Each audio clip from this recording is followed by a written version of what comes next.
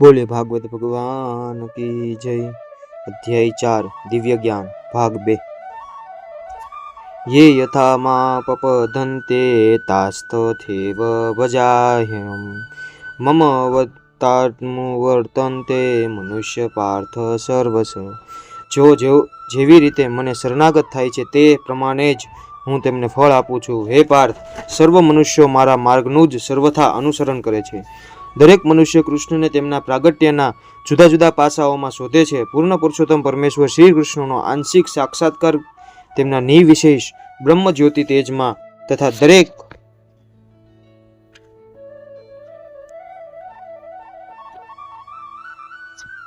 દરેક વસ્તુના કણકણમાં વસતા સર્વવ્યાપી પરમાત્મા સ્વરૂપમાં થાય છે। પરંતુ કૃષ્ણનો પૂર્ણ સાક્ષાત્કાર તો તેમના શુદ્ધ ભક્તોને જ થાય છે।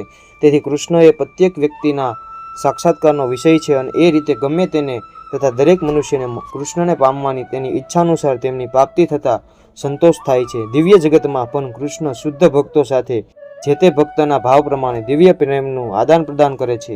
એકાદ ભક્ત ભગવાનને પોતાના સર્વોપરી સ્વામી તરીકે ઈચ્છી શકે, બીજો ભક્ત અંગત મિત્ર રૂપે, ત્રીજો પોતાના પુત્ર તરીકે અને વળી ચોથો પોતાના પ્રેમી રૂપે।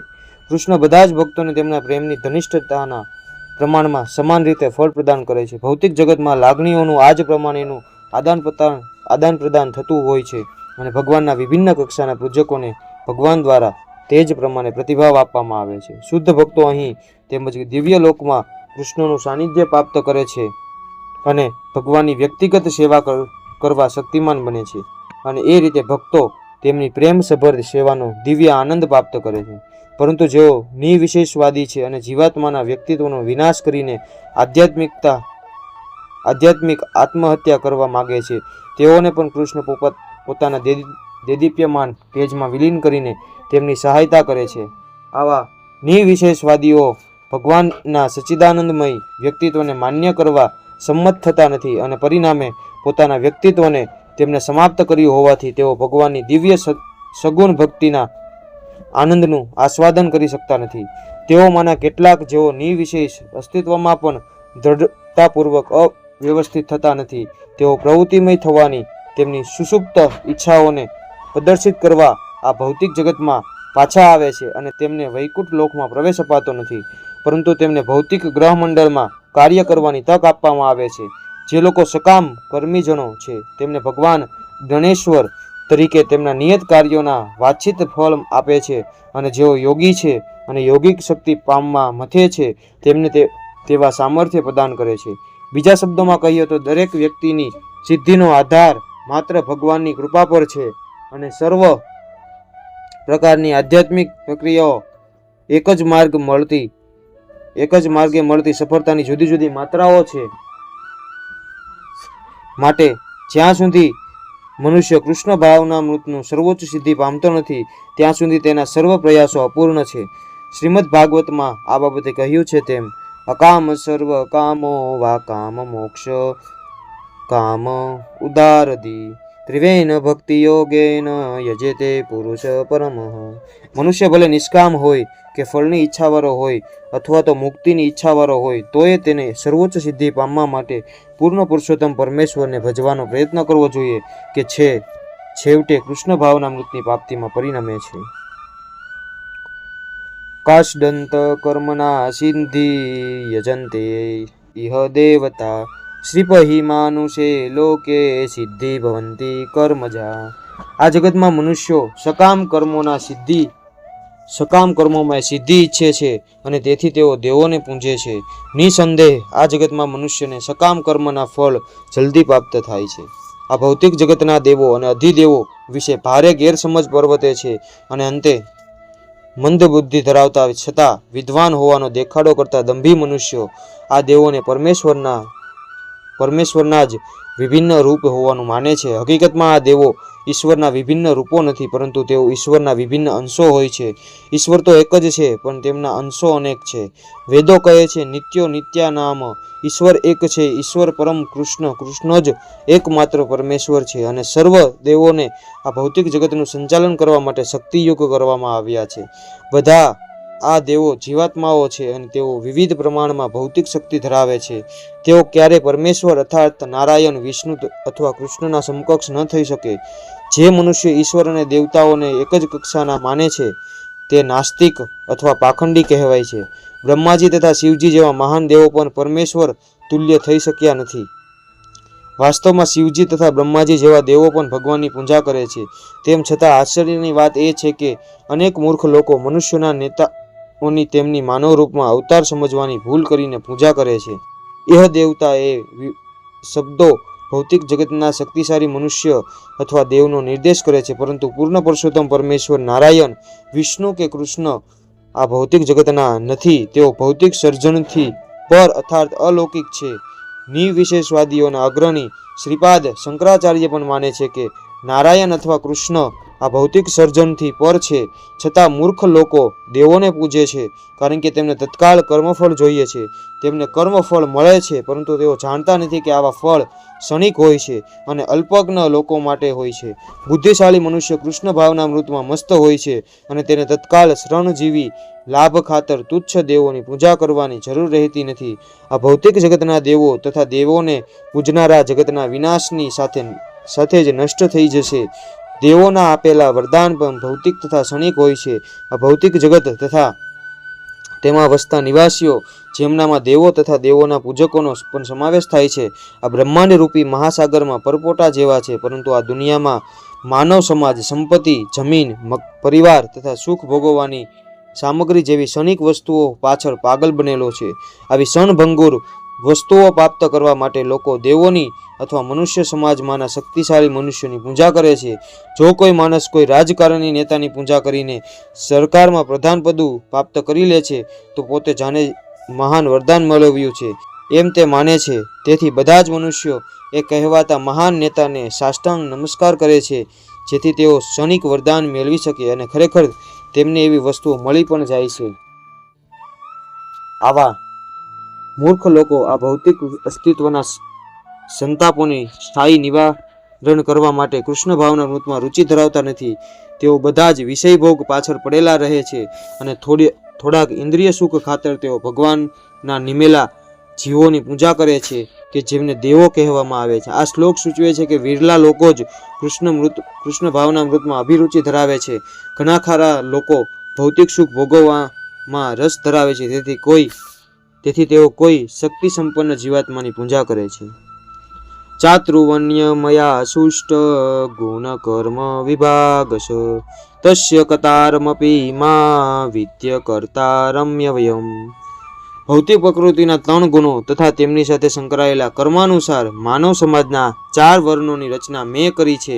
જો કે હું આ વ્યવસ્થાનો સ્પષ્ટતા છું, તેમ છતાં અવિકારી હોવાથી હું અર્કતા છું એમ તું જાણ.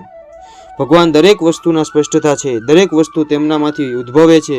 દરેકનું તેમના દ્વારા પાલન થાય છે અને પ્રલય પછી દરેક વસ્તુ તેમની અંદર લય પામે છે. તેથી તેઓ જ સમાજ વ્યવસ્થાના 4 વર્ણોના સ્પષ્ટતા છે, જેમાં સર્વપ્રથમ બુદ્ધિમાન મનુષ્યનો વર્ગ આવે છે, જે સત્વગુણ પ્રધાન હોવાથી પારિભાષિક રીતે બ્રાહ્મણ કહેવાય છે. બીજો વર્ગ શાસનકર્તાઓનો છે, જેઓ રજોગુણ પ્રધાન હોવાથી ક્ષત્રિય કહેવાય છે. વેશ્યો અર્થાત વણિક વર્ગ રજોગુણ તથા તમોગુણના મિશ્ર ગુણમાં સ્થિત હોય છે, અને શૂદ્રો અર્થાત શ્રમિક વર્ગના લોકો ભૌતિક પ્રકૃતિના તમોગુણમાં રહેલા હોય છે. મનુષ્ય સમાજના આ 4 વિભાગનું સર્જન કરવા છતાં ભગવાન કૃષ્ણ આમાંના કોઈ વિભાગમાંના નથી, કારણ કે તેઓ એ બદ્ધ જીવોમાંના નથી કે જેમનો એક ભાગ મનુષ્ય સમાજ છે. મનુષ્ય સમાજ પણ અન્ય પશુ સમાજ જેવો જ છે, પરંતુ મનુષ્યને પશુ કક્ષામાંથી ઉન્નત કક્ષામાં લઈ જવા માટે જ ભગવાને ઉપરોક્ત વર્ણાશ્રમની રચના કરી છે કે જેથી કૃષ્ણ ભાવના મૃતનો પદ્ધતિસરથી વિકાસ થાય. કોઈ એક મનુષ્યનો કોઈ કાર્ય પ્રત્યેના અભિગમનો નિર્ણય તેને પ્રાપ્ત કરેલા ભૌતિક પ્રકૃતિના ગુણો પરથી કરવામાં આવે છે. વિભિન્ન પ્રાકૃત ગુણો પ્રમાણેના જીવનના આવા લક્ષણોનું વર્ણન આ ગ્રંથના 18મા અધ્યાયમાં થયું છે. કૃષ્ણ ભાવના પરાયણ મનુષ્યનું સ્થાન બ્રાહ્મણ કરતાં પણ ઉન્નત હોય છે.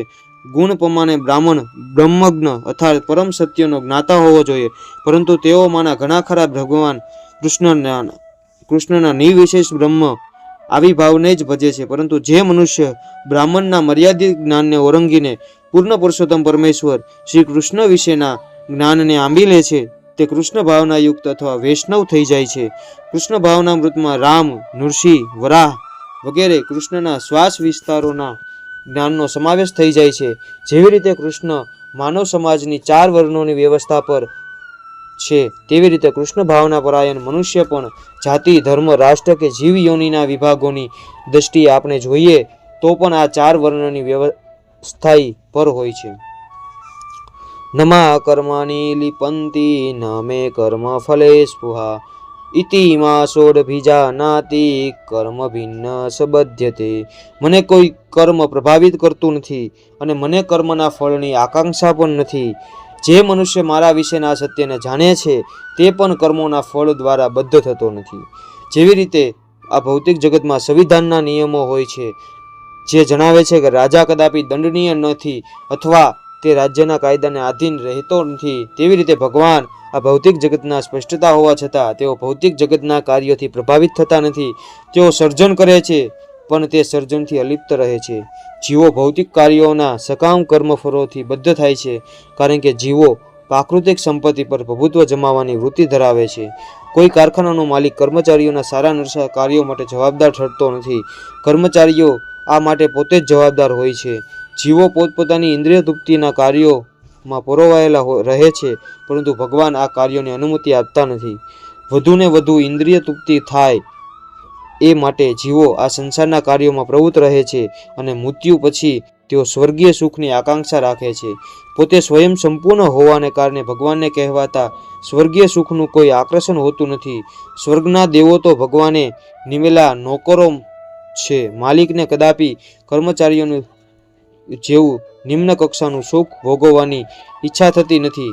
તેઓ ભૌતિક ક્રિયા પ્રતિક્રિયા સર્વથા અલિપ્ત રહે છે. દાખલા તરીકે વરસાદ વગર કોઈ વનસ્પતિ ઉગી શકતી નથી, છતાં પૃથ્વી પર ઉગી નીકળતી વિવિધ પ્રકારની વનસ્પતિના ઉગવા માટે વરસાદ જવાબદાર નથી. વૈદિક સ્મૃતિ આ હકીકતનું નીચે પ્રમાણે સમર્થન કરે છે. નિમિત્ત માત્રમ એવાસો સૂજ્યના સર્ગન કર્મની પ્રધાન કારણીભૂતા યતો વે સૂજ્ય શક્યત. ભૌતિક સર્જનોમાં ભગવાન માત્ર સર્વોપરી કારણ છે. નજીકનું કારણ તો પ્રકૃતિ છે, જેનાથી આ વિરાટ જગત દ્રષ્ટિગોચર થાય છે. જીવ સૃષ્ટિ બહુવિધ હોય છે, જેમ કે દેવો, મનુષ્યો તથા નિમ્ન કોટીના પ્રાણીઓ, અને તેઓ બધા જ પૂર્વકૃત સારા નરસા કર્મના ફળને અધીન હોય છે. ભગવાન તેમને આવા કર્મ કરવા માટે કેવળ યોગ્ય અવસર તથા પ્રાકૃત ગુણોના નિયમો પ્રદાન કરે છે, પરંતુ તેમના પૂર્વ કરેલા તથા અત્યારના કર્મો માટે ભગવાન કદાપી જવાબદાર હોતા નથી. વેદાંત સૂત્રમાં સમર્થન કરવામાં આવ્યું છે, વૈશ્યમ નેગુણ્ય ન સક્ષેપતાવાત. ભગવાન કોઈ પણ જીવ પ્રતિ કદી પક્ષપાત કરતા નથી. જીવાત્મા તેના કર્મો માટે પોતે જ જવાબદાર હોય છે. ભગવાન તો તેમની બ્રાહ્મણ બાહ્ય શક્તિ ભૌતિક પ્રકૃતિના માધ્યમ દ્વારા જીવને સુવિધાઓ પ્રદાન કરે છે. જે મનુષ્ય કર્મના આ નિયમોની આંટીઘૂંટીઓથી સારી રીતે પરિચિત હોય છે અને તેના કર્મફળ પ્રભાવિત કરતા નથી. બીજા શબ્દોમાં, જે મનુષ્ય ભગવાનની આ દિવ્ય પ્રકૃતિને જાણે છે તે કૃષ્ણ ભાવના મૃતમાં અનુભવી હોય છે અને તેથી તે કર્મના નિયમોને અધીન રહેતો નથી. જે મનુષ્ય ભગવાનની દિવ્ય પ્રકૃતિને જાણતો નથી અને એમ માને છે કે ભગવાનના કાર્યો સામાન્ય મનુષ્યની જેમ કર્મફળ મેળવવા માટે હોય છે, તે પોતે નક્કી કર્મફળના બંધનમાં ફસાઈ જાય છે. પરંતુ પરમ સત્યને જાણનાર મનુષ્ય કૃષ્ણ ભાવનામાં સ્થિત મુક્તાત્મા છે. એવં જ્ઞાતા કૃતમ કર્મ પૂર્વૈરપી મુમુક્ષુભિ કુરુ કર્મેવ તસ્માસ્ત્વ પૂર્વે પૂર્વંતર કૃતમઃ. પ્રાચીન કાળમાં સર્વ મુક્તાત્માઓએ મારી દિવ્ય પ્રકૃતિને જાણીને જ કર્મો કર્યા હતા અને મુક્તિ મેળવી હતી. માટે તારે પણ તેમના પગલે ચાલીને પોતાના કર્તવ્યનું પાલન કરવું જોઈએ. મનુષ્યના 2 વર્ગ છે. તેમનામાં કેટલાકના અંતઃકરણ ભૌતિક વસ્તુઓના દૂષણોથી ભરેલા હોય છે અને કેટલાક ભૌતિક બાબતોથી મુક્ત હોય છે. આ બંને પ્રકારના મનુષ્યો માટે કૃષ્ણ ભાવના મૃત સમાન રીતે લાભપ્રદ છે. જેમના મન મલિન વસ્તુઓથી ભરેલા છે તેમને ક્રમે ક્રમે શુદ્ધિકરણ કરવા માટે કૃષ્ણ ભાવના મૃતનો ભક્તિ માર્ગ ગ્રહણ કરવો જોઈએ. જે મનુષ્યોના મન અગાઉથી આવી અશુદ્ધિઓથી સ્વચ્છ થઈ ગયેલા છે, તેઓ એ જ રીતે કૃષ્ણ ભાવના મૃતમાં કાર્ય કરવાનું ચાલુ રાખે છે, જેથી બીજા લોકો તેમના આદર્શ કાર્યોનું અનુસરણ કરી લાભાન્વિત થઈ શકે. મૂર્ખ માણસો અથવા કૃષ્ણ ભાવના મૃતમાં આવેલા નવોદિતો ઘણીવાર કૃષ્ણ ભાવના મૃતનું પૂરું જ્ઞાન પામ્યા વિના જ કાર્યમાંથી નિવૃત્ત થવા ઈચ્છે છે, પરંતુ ભગવાને યુદ્ધ ક્ષેત્રમાં યુદ્ધ કરવાના કર્તવ્યમાંથી નિવૃત્ત થવાની અર્જુનની ઈચ્છાને માન્ય કરી ન હતી. મનુષ્ય કર્મ કેવી રીતે કરવું એટલું જ જાણવાની જરૂર રહે છે. કૃષ્ણ ભાવના મૃતમાં કાર્યોમાંથી નિવૃત્ત થઈને એકાંતમાં બેસીને કૃષ્ણ ભાવના મૃતમાં હોવાનો ડોળ કરવો, એનું મહત્વ કૃષ્ણ પ્રીત્યર્થે કાર્ય કરવામાં વાસ્તવમાં પરોવાઈ જવા કરતાં ઓછું અંકાય છે. અગાઉ ઉલ્લેખ થયો છે તેમ અર્જુનને અહીં એવો અનુરોધ કરવામાં આવે છે કે તેને સૂર્યદેવ વિવસ્વાન જેવા પૂર્વે થયેલા ભગવાનના શિષ્યોના પગલે ચાલીને કૃષ્ણ ભાવના મૃતમાં રહી તે મુજબ વર્તવું. પરમેશ્વર સ્વયં ભૂતકાળમાંના પોતાના કર્મોને જાણે છે, તેમજ અન્ય મનુષ્યોએ ભૂતકાળમાં કૃષ્ણ ભાવના મૃતમાં કરેલા કર્મોને જાણે છે. તેથી તેમને અર્જુનને સૂર્યદેવે લાખો વર્ષ પૂર્વે તેમની પાસેથી શીખેલી કળાને અનુલક્ષી કાર્ય કરવા અનુરોધ કર્યો છે. ભગવાન કૃષ્ણના આવા સર્વ શિષ્યોના ઉલ્લેખ અહીં પૂર્વે થયેલા મુક્ત પુરુષો તરીકે કરવામાં આવ્યો છે, જેઓ કૃષ્ણ દ્વારા તેમને આપવામાં આવેલા કર્મો કરવામાં પરોવાયેલા હતા. કી કર્મ કિમ કર્મેતિ કર્વયોડપ્ય મોહિતા તતે કર્મ પવક્ષ્યામિ પજ્વા જ્ઞાત્વા મોક્ષેડ શુભાંતઃ. કર્મ શું છે અને અકર્મ શું છે એનો નિર્ણય કરવામાં બુદ્ધિશાળી મનુષ્યોને મતિ પણ મૂંઝાઈ જાય છે. માટે હું તને કર્મ શું છે તે વિશે સમજૂતી આપીશ કે જે જાણીને તું સર્વ અશુભમાંથી મુક્ત થઈ જઈશ.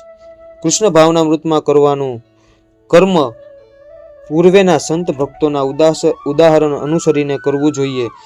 આનો નિર્દેશ 15મા શ્લોકમાં કરવામાં આવ્યો છે. આવું કર્મ સાથી સ્વતંત્રપણે કરવાનું ન હોવું જોઈએ એની સમજણ હવે પછીના શ્લોકમાં આપી છે.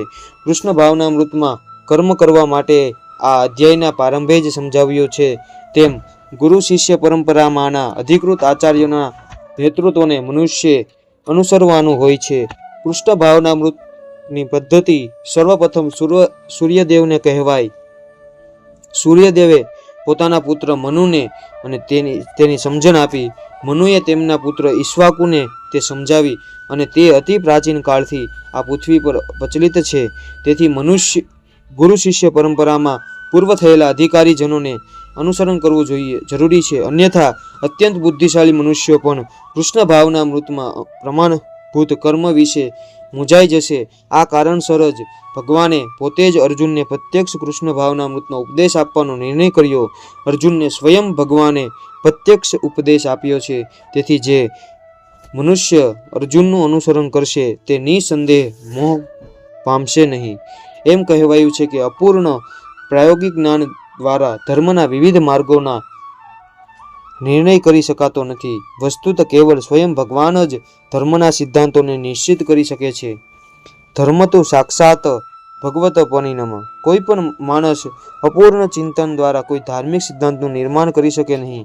મનુષ્ય બ્રહ્માજી, શિવજી, નારદજી, મનુ, 4 કુમારો, કપિલ, પ્રહયાદ, ભીષ્મ, સુખદેવ, ગૌસ્વામી, યમરાજ, જનક તથા બલિ મહારાજ જેવા અધિકારી મહાનુભાવોના ચિંધેલા માર્ગે ચાલવું જોઈએ. માત્ર માનસિક અનુમાન દ્વારા મનુષ્ય ધર્મ અથવા આત્મ સાક્ષાત્કાર શું છે તેનો નિર્ણય કરી શકતો નથી. માટે પોતાના ભક્તો પર અહેતુકી ઉપાવશ સ્વયં ભગવાન અર્જુનને પ્રત્યક્ષ રીતે કર્મ શું છે તથા અકર્મ શું છે તેની સમજૂતી આપે છે. કેવળ કૃષ્ણ ભાવના પરાયણ રહીને કરેલું કર્મ જ મનુષ્યને ભૌતિક અસ્તિત્વના બંધનમાંથી મુક્ત કરી શકે છે. કર્મના હ્યપી બોધવ્ય ચ વિકર્મન અકર્મણસ્ય બોધવ્ય ગ્રહના કર્મનો ગતિ. કર્મની આટી ઘૂંટીને સમજવી ઘણી મુશ્કેલ હોય છે. માટે મનુષ્ય કર્મ શું છે, વિકર્મ શું છે અને અકર્મ શું છે તે સારી રીતે જાણવું જોઈએ. જો કોઈ મનુષ્ય ખરેખર જ ભવબંધનમાંથી છૂટવા ઈચ્છતો હોય તો તેને કર્મ અકર્મ તથા વિકર્મ વચ્ચે રહેલા તફાવતને સમજવા જોઈએ. કર્મ અકર્મ તથા વિકર્મના પૃથ્થકરણ મનુષ્ય સ્વયં સમજવાની જરૂર છે, કારણ કે આ અત્યંત ગ્રહનો વિષય છે. કૃષ્ણ ભાવના મૃત તથા તેના ભાવ પ્રમાણે કર્મને સમજી લેવા માટે મનુષ્ય પરમેશ્વર સાથેના પોતાના સંબંધને જાણવો પડે. બીજા શબ્દોમાં, જેને આ સારી રીતે સમજી લીધું છે તે જાણે છે તે જીવાત્મા ભગવાનનો નિત્ય દાસ છે, અને તેથી તેને કૃષ્ણ ભાવના મૃતમાં રહી કાર્ય કરવાનું છે. સમગ્ર ભગવદ્ ગીતા આ જ નિષ્કર્ષ તરફ નિર્દેશ કરે છે. આ ભાવનામૃત તથા તેને આનુષંગિક કર્મની વિરુદ્ધના અન્ય તમામ કાર્યો વિકર્મ અર્થાત નિશ્ચિત કર્મ છે. આ બધું સમજી લેવા માટે મનુષ્ય કૃષ્ણ ભાવના મૃતના અધિકારીઓનો સત્સંગ કરવો પડે અને તેમની પાસેથી રહસ્યને સમજી લેવું પડે. આ રીતે શીખવું એ પ્રત્યક્ષ ભગવાન પાસેથી શીખ્યા બરાબર છે. અન્યથા અત્યંત બુદ્ધિશાળી મનુષ્યની મતિ પણ મોહ પામી જશે. કર્મન્ય કર્મ ય પશ્યેદ કર્મની ચ કર્મન સબુદ્ધિમાન મનુષ્યેષુ યુક્ત કુતશ્ન કર્મ કુત. જે મનુષ્ય કર્મના અકર્મ અને અકર્મમાં કર્મ જોઈએ છે તે સર્વ મનુષ્યમાં બુદ્ધિમાન છે અને સર્વ પ્રકારના કર્મોમાં પરોવાયેલો હોવા છતાં દિવ્ય અવસ્થામાં રહેલો હોય છે. કૃષ્ણ ભાવના મૃતમાં કાર્યરત મનુષ્ય સ્વાભાવિક રીતે જ કરીને કર્મબંધનથી મુક્ત હોય છે. તેના સઘળા કર્મ કૃષ્ણ પ્રીત્યર્થે થતા હોય છે. તેથી કર્મના ફળથી તેને કોઈ સુખ કે દુઃખ થતું નથી. પરિણામે કૃષ્ણ પ્રીત્યર્થે બધા જ પ્રકારના કર્મોમાં પરોવાયેલો રહેવા છતાં તે માનવ સમાજમાં ડાહ્ય પુરુષ ગણાય છે. અકર્મ એટલે કર્મના ફળથી રહિત. નિર્વેશવાદી મનુષ્ય ભયવશ બધા કર્મ કરવાનું બંધ કરે છે, જેથી આત્મ સાક્ષાત્કારના માર્ગમાં કર્મફળ વિશેષ કરનારું ન બને. પરંતુ સગુણવાદી પોતાની સ્થિતિની સુપરિચિત હોય છે કે તે ભગવાનનો સનાતન દાસ છે, તેથી તે પોતાને કૃષ્ણ ભાવના મૃતના કાર્યોમાં પરોવે છે. બધું જ કૃષ્ણ પ્રીત્યર્થે કરવામાં આવતું હોવાથી આ સેવા કરવાથી તેને તો માત્ર દિવ્ય સુખની જ પ્રાપ્તિ થાય છે. જે મનુષ્યો આ પ્રક્રિયામાં સંલગ્ન રહે છે તેઓ વ્યક્તિગત ઇન્દ્રિય તૃપ્તિની ઈચ્છાથી રહિત હોય છે. કૃષ્ણ પ્રત્યેનો તેનો સનાતન દાસ્ય ભાવ તેને સર્વ પ્રકારના કર્મફળ સામે રક્ષણ આપે છે. યસ્ય સર્વે સમારંભા કામ સંકલ્પ વ્યર્જિતા જ્ઞાનીન્દ્રિય કર્માન તમાહુ પંડિત બુધાહ. જે મનુષ્યનો પ્રત્યેક પ્રયાસ ઇન્દ્રિય તૃપ્તિની કામનાથી રહિત હોય છે તે પૂર્ણ જ્ઞાની છે એમ સમજાય છે. તેને જ સંતજનો એવા કર્તા કહે છે કે જેને પૂર્ણ જ્ઞાનરૂપી અગ્નિથી કર્મફળ બાળીને ભસ્મ કર્યા છે. કૃષ્ણ ભાવના પરાયણ વ્યક્તિના કાર્યોને માત્ર પૂર્ણ જ્ઞાની મનુષ્ય જ સમજી શકે છે. કૃષ્ણ ભાવના પરાયણ વ્યક્તિ ઇન્દ્રિય તૃપ્તિની સર્વ પ્રકારની વૃત્તિઓથી રહિત હોવાથી એમ માનવામાં આવે છે કે પૂર્ણ પુરુષોત્તમ પરમેશ્વરના સનાતન સેવક તરીકે તેને પોતાની સ્વરૂપાવસ્થાનું પૂર્ણ જ્ઞાન છે કે જેનાથી તેને પોતાના કર્મફળોને બાળી નાખ્યા છે. જેને આવું પૂર્ણ જ્ઞાન પ્રાપ્ત કર્યું છે તે વાસ્તવમાં વિદ્વાન છે. ભગવાન પ્રત્યેના સનાતન દાસ્યપણાના આ જ્ઞાનના વિકાસની તુલના અગ્નિ સાથે કરવામાં આવી છે. આવો અગ્નિ એકવાર પ્રજ્વલિત થયા પછી સર્વ પ્રકારના કર્મફળનું બાળી નાખવા સમર્થ છે. ત્યક્ત્વા કર્મફલાસંદગ્ન નિત્ય તુપ્તો નિરાશય કર્મણ્યભિપ્રવૃત્તોડપી નેવ કેચિત કરોતિ સ. પોતાના કર્મના ફળોની સર્વ આસક્તિનો ત્યાગ કરીને સદા સંતુષ્ટ તથા સ્વતંત્ર રહી તે સર્વ પ્રકારના કાર્યોમાં પરોવાયેલો રહેવા છતાં કોઈ સકામ કર્મ કરતો નથી. કર્મના બંધનમાંથી આવી મુક્તિ ત્યારે જ શક્ય બને છે જ્યારે મનુષ્ય કૃષ્ણ ભાવના યુક્ત થઈને દરેક કાર્ય કૃષ્ણ માટે કરે છે. કૃષ્ણ ભાવના પરાયણ મનુષ્ય પૂર્ણ પુરુષોત્તમ પરમેશ્વર પ્રત્યેના શુદ્ધ પ્રેમથી જ કાર્ય કરે છે અને તેથી તેને કર્મના ફળ પ્રતિ કશી આસક્તિ રહેતી નથી. અરે તેને શરીરના નિર્વાહ માટે પણ કશું આકર્ષણ રહેતું નથી, કારણ કે તે સંપૂર્ણપણે કૃષ્ણના આધારે રહે છે. તે ન તો કોઈ વસ્તુ મેળવવા આતુર હોય છે કે ન તો પોતાની પાસેની વસ્તુને બચાવે છે. તે પોતાના સંપૂર્ણ સામર્થ્યથી પોતાનું કર્તવ્ય કર્મ કરે છે અને બધું કૃષ્ણ પર છોડી દે છે. આવો અનાસક્ત મનુષ્ય કર્મના શુભ અશુભ ફળથી સદા મુક્ત હોય છે, જાણે કે તે કશું કરતો જ નથી. આ અકર્મ અર્થાત નિષ્કામ કર્મનું લક્ષણ છે. માટે કૃષ્ણ ભાવના રહિત એવું કોઈ પણ કાર્ય કરતાને બંધનરૂપ નીવડે છે અને વિકર્મનું આજ તો સાચું સ્વરૂપ છે, જે વિશે આ પહેલા સમજાવવામાં આવ્યું છે. નિરાશીયત ચિત્તાત્મા ત્યક્ત સર્વ પરિગ્રહ શારીર કેવલ કર્મ કુર્વાનાપ્નોતિ કિલ્બિષમઃ. આવો જ્ઞાની મનુષ્ય મન તથા બુદ્ધિને સંપૂર્ણપણે સંયમિત કરીને કાર્ય કરે છે, પોતાની સંપત્તિના સ્વામિત્વનો સર્વથા ત્યાગ કરે છે અને જીવન નિર્વાહ અર્થે ખપ પૂરતું જ કાર્ય કરે છે. આ પ્રમાણે કર્મ કરતો તે પાપપૂર્ણ કર્મફળોથી પ્રભાવિત થતો નથી. કૃષ્ણ ભાવના પરાયણ મનુષ્ય કર્મ કરવામાં કદાપી શુભ અશુભ ફળની આશા કરતો નથી.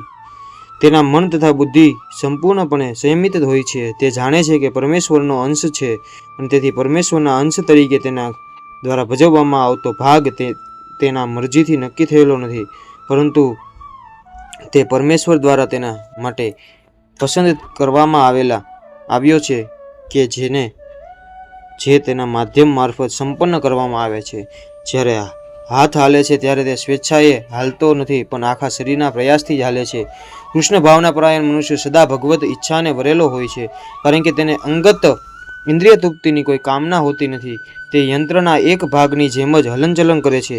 જેવી રીતે જાળવણી માટે યંત્રના ભાગને તેલ પૂરવાની તથા સફાઈની જરૂર હોય છે, તેમ કૃષ્ણ ભાવના પરાયણ મનુષ્ય કર્મ દ્વારા પોતાનો નિર્વાહ કરતો રહે છે, જેથી તે ભગવાનની દિવ્ય પ્રેમસભર ભક્તિ સારી રીતે કરવા સમર્થ બને. તેથી તે પોતાના પ્રયાસોના ફળોને પ્રભાવથી મુક્ત રહે છે. એક પશુની જેમ જ તેનો પોતાના શરીર ઉપર પણ કોઈ અધિકાર રહેતો નથી. કોઈ વખત પશુનો નિર્દયી માલિક તેને મારી નાખે છે, છતાં પશુ કોઈ વિરોધ કરતું નથી, ન તો તેને વાસ્તવમાં કોઈ સ્વાતંત્ર્ય હોય છે. આત્મ સાક્ષાત્કારમાં પૂરેપૂરા પરોવાયેલા કૃષ્ણ ભક્તિપરાયણ મનુષ્ય પાસે એટલો સમય પણ હોતો નથી કે તે પોતાની પાસે કોઈ ભૌતિક વસ્તુને ખોટી રીતે ભેગી કરે. પોતાના જીવન નિર્વાહ માટે તેને અનુચિત સાધનો દ્વારા ધન સંગ્રહ કરવાની જરૂર રહેતી નથી. તેથી તે આવા દુનિયાવી પાપોથી દૂષિત થતો નથી. તે પોતાના સર્વ કર્મફળોથી મુક્ત હોય છે.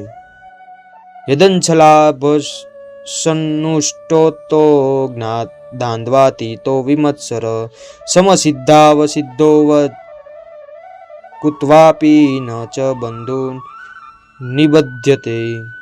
જે મનુષ્યો અનાયાસે થતા લાભથી સંતુષ્ટ રહે છે, જે દ્વૈત ભાવથી રહિત રહે છે તથા ઈર્ષા કરતો નથી અને સફળતા તેમજ નિષ્ફળતા બંનેમાં સ્થિર રહે છે, તે કર્મ કરતો હોવા છતાં પણ કદાપી બદ્ધ થતો નથી. કૃષ્ણ ભક્તિ પરાયણ મનુષ્ય પોતાના જીવન નિર્વાહ માટે પણ અધિક પ્રયાસ કરતો નથી. પોતાની મેળે મેળેલા લાભથી તે સંતુષ્ટ રહે છે. તે ભીખ માગતો નથી કે ઉધાર લેતો નથી, પરંતુ તે પોતાની શક્તિ પ્રમાણે પ્રામાણિકતાથી કર્મ કરે છે અને પોતાના શ્રમથી જ જે મળે તેનાથી જ સંતુષ્ટ રહે છે. તેથી આજીવિકા વિશે તે સ્વતંત્ર હોય છે. તે બીજા કોઈની સેવા કરીને કૃષ્ણ ભક્તિ સંબંધી પોતાની સેવામાં અંતરાય આવવા દેતો નથી, પરંતુ ભગવાનની સેવા કરવા માટે તે સંસારના દ્વંદ્વોથી વિચલિત થયા વગર ગમે તે કાર્ય કરી શકે છે. સંસારના આ દ્વંદ્વોનો અનુભવ ઠંડી ગરમી કે સુખ દુઃખ રૂપે થાય છે.